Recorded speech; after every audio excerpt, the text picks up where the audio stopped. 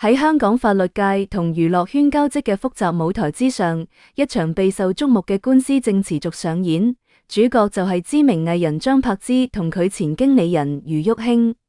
呢纏糾紛好似一塊大石拋落平靜嘅湖面，激起層層漣漪，引發社會各界嘅廣泛關注。故事要追溯到好多年前，余玉卿呢位喺娛樂圈有啲資源同人脈嘅經理人，同張柏芝嘅緣分始於張柏芝人生嘅一段低谷期。嗰陣時嘅張柏芝形象因為啲事件受損，又經歷離婚嘅打擊，生活同事業都陷入困境。佢急需要一筆巨額資金，用嚟買樓處理物業交易相關事宜。呢筆資金數額高達4000萬，或者係出於同張柏芝老豆多年好友嘅情誼，又或者係睇到張柏芝當時嘅艱難處境，心生憐憫，余玉卿決定伸手幫佢。2011年7月，雙方簽咗一份為期8年嘅全球獨家經理人合約。呢份合約喺娛樂圈嘅商業合作中，本應係一份具有約束力嘅文件，佢明確規定咗雙方嘅權利同義務。合約裏面清楚列明，余玉卿成為張柏芝唯一合法嘅經理人，意思係喺合約期限內，張柏芝嘅演藝事務將全權由余玉卿負責打理。而作為回報，余玉卿承諾向張柏芝一次性支付4000萬嘅片酬，同時要求張柏芝參與4部指定電影嘅拍攝工作。對於當時嘅張柏芝嚟講，呢無疑係一根救命稻草，既能解決眼前嘅資金難題，又能憑藉余玉卿嘅資源重新喺演藝圈站穩腳跟。然而，商業合作往往充滿變數。僅過咗唔夠1年，喺2012年5月，兩個人又再簽咗一份張柏芝2部電影片約合約。呢份合約進一步細化咗合作內容。其中明確規定張柏芝需要參演2部電影，片酬為2000萬。而余玉卿喺嗰陣時支付咗張柏芝276萬片酬作為預付款。至此，算上之前簽嘅合約嘅4000萬，張柏芝一共收取咗余玉卿4276萬嘅片酬。按照2份合約嘅約定，張柏芝總共需要拍6部電影。呢筆交易看似係雙贏。余玉卿投入資金，期待通過電影獲得商業回報；張柏芝則憑藉片酬緩解經濟壓力，並有望重塑演藝事業。但事情嘅發展並未如雙方預期咁順利。余玉卿好快發現，張柏芝並無按照合約履行電影合約義務。原本約定好嘅電影拍攝計劃，一部接一部咁擱置，張柏芝好似並無全身心投入工作。唔單止咁，余玉卿仲認為張柏芝違反咗經理人合約。喺合約期間，張柏芝嘅一啲行為可能超出咗雙方約定嘅範圍，俾余玉卿作為經理人嘅權益帶嚟損害。面對呢種情況，余玉卿多次同張柏芝溝通協商，希望能夠解決問題，令合作回到正軌。但溝通似乎並無取得實質性嘅效果，雙方嘅分歧越嚟越大。無奈之下，喺2020年，余玉卿決定採取法律手段維護自己嘅權益，向張柏芝提起訴訟。然而，法律程序往往複雜且漫長，由於各種原因，呢時案件直到2022年先正式開庭審理。余玉卿喺訴訟中提出咗明確嘅訴求。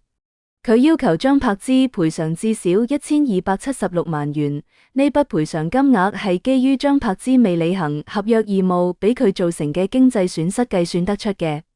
此外，佢仲要求張柏芝公開其2015年5月至2019年月嘅收入賬目。余玉卿認為，只有公開呢啲賬目，先可以更清晰咁了解張柏芝喺嗰段時間內嘅經濟狀況，判斷佢係咪存在通過其他途徑獲取收入而故意唔履行合約嘅情況。呢時案件一直喺排期審理，期間曾經2度開庭，每一次開庭都吸引咗眾多媒體嘅目光，而第3次開庭更加成為咗焦點中嘅焦點。嗰日，香港高院外早咁就聚集咗大量嘅媒體記者，佢哋手持長槍短炮，等待主角嘅出現。早上9點多，一輛保姆車緩緩駛向高院，車門打開，現年45歲嘅張柏芝罕見親自現身聆訊。佢身着一身簡約嘅黑色裝扮，低調卻不失時尚感，臉上戴住墨鏡，遮住咗大部分面部表情，令人難以取測佢此刻嘅心情。佢仲戴住一個墨綠色嘅口罩，只露出精緻嘅眉眼，身上背住一個金色嘅包包，喺低調中又增添咗一絲奢華。由於太久冇喺香港公開露面，張柏芝一現身就被媒體團團包圍。閃光燈此起彼伏，記者嘅問題如潮水般湧來，但張柏芝並無駐足受訪，佢腳步匆匆，喺工作人員嘅護送下，直頭向高院內走去。媒體鏡頭下嘅張柏芝，或者更接近佢當下嘅真實狀態。與以往相比，佢明顯消瘦咗唔少，頸紋都相對明顯，比暑假佢喺林家謙演唱會上露面嘅時候仲要瘦。不過，歲月似乎並無完全磨滅佢嘅美麗，佢嘅氣質依然出眾，精神面貌都唔錯，依然美麗動人。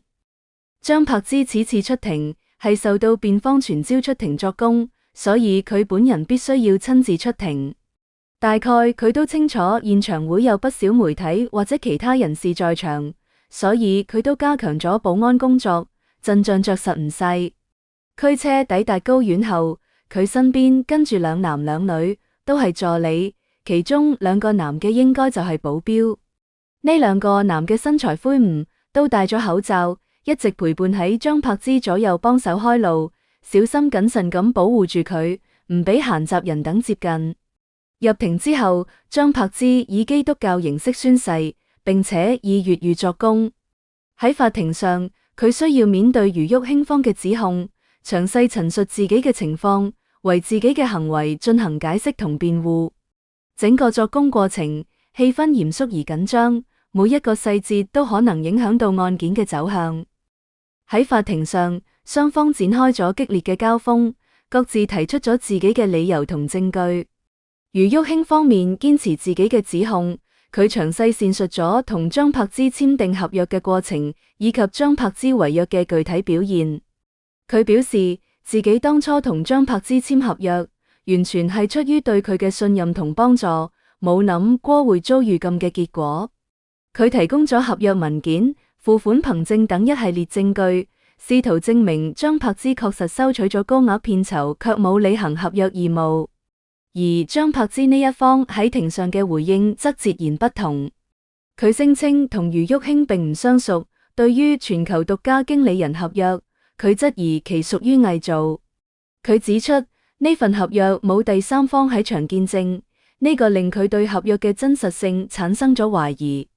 更進一步，佢稱合約上嘅簽名係他人假冒，並非自己本人所簽。對於後來簽嘅張柏芝兩部電影片約合約，張柏芝方面都有自己嘅說法。佢哋稱後來係余郁馨唔揾張柏芝出演電影，責任並唔喺張柏芝一方。雙方各執一詞，互不相讓，使得呢時案件變得更加複雜。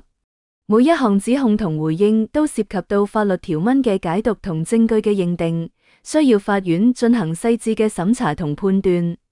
喺法庭上，雙方律師唇槍舌劍，試圖為自己嘅當事人爭取最有利嘅結果。佢哋引用咗大量嘅法律法規同類似案例，試圖說服法官採納自己嘅觀點。呢時案件唔單止係一件簡單嘅商業糾紛，佢喺娛樂圈同法律界都引起咗廣泛嘅關注。喺娛樂圈，張柏芝作為知名藝人，佢嘅一舉一動都備受矚目。呢件官司令到公眾對佢嘅形象同信譽產生咗質疑，亦引發咗人們對娛樂圈合約規範同藝人職業道德嘅討論。一啲業內人士認為，呢時案件暴露咗娛樂圈喺合約簽訂同執行過程中存在嘅一啲問題，如合約條款唔夠嚴謹、缺乏有效嘅監督機制等。佢哋呼籲娛樂圈能夠加強自律，規範合約管理，保障各方嘅合法權益。喺法律界，呢時案件亦成為咗研究商業合同糾紛嘅典型案例。法律專家們對案件中嘅合約效力、違約認定、賠償標準等法律問題進行咗深入嘅分析同探討。佢哋認為呢時案件對於完善相關法律法規、提高司法實踐水平具有重要嘅意義。同時，呢時案件亦提醒廣大商家同消費者喺簽訂合同時一定要謹慎，明確雙方嘅權利同義務，避免類似嘅糾紛發生。目前，呢時案件仍然喺審理過程中，雙方各有理據，誰是誰非，亦只能夠由法院嚟判決。法院需要綜合考慮雙方提供嘅證據、法律依據以及案件嘅具體情況，做出公正合理嘅裁決。無論判決結果如何，呢時案件都將對張柏芝同余玉卿產生深遠嘅影響。如果法院判決張柏芝敗訴，佢將需要承擔相應嘅賠償責任。呢唔單止會對佢嘅經濟狀況造成一定嘅衝擊，亦會對佢嘅聲譽產生更大嘅負面影響。喺娛樂圈呢個競爭激烈嘅環境中，聲譽對於一個藝人嘅發展至關重要。一旦聲譽受損，可能會影響到佢嘅演藝事業，導致佢失去一啲合作機會同粉絲支持。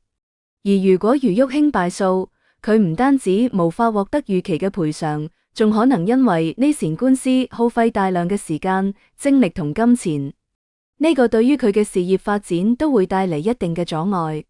同時，呢時案件嘅失敗亦可能會令到佢喺娛樂圈嘅信譽受影響，其他藝人可能會對佢產生唔信任感，唔願意同佢進行合作。